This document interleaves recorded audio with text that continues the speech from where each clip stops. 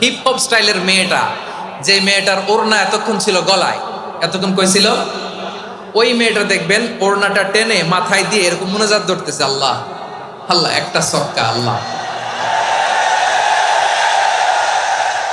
আল্লাহ, আমার লাল সবুজের পতাকারে তুমি অপমানিত কইরো না আল্লাহ, ইন্ডিয়ার সাথে আমাদের খেলা আল্লাহ আল্লাহ, একটা সক্কা, একটা একটা।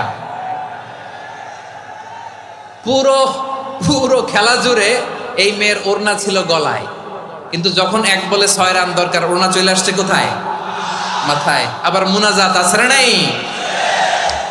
ঠিকই বাংলাদেশের দামাল ছেলে এমন এক শট মারলো, বল চলে গেল স্টেডিয়ামের বাইরে, ছক্কা, জিতে গেলাম আমরা। পুরো স্টেডিয়াম জুড়ে চিৎকার, হই হুল্লোড়, মৌজ মাস্তি। যেই মেয়েটা মাথার মধ্যে ওড়না দিয়ে এতক্ষণ সুবহানাল্লাহ সুবহানাল্লাহ বলে আল্লাহর কাছে দোয়া করেছে, ওই মেয়ে এখন আবার ওড়না ফেলে দিয়ে নাচা শুরু করে দিয়েছে।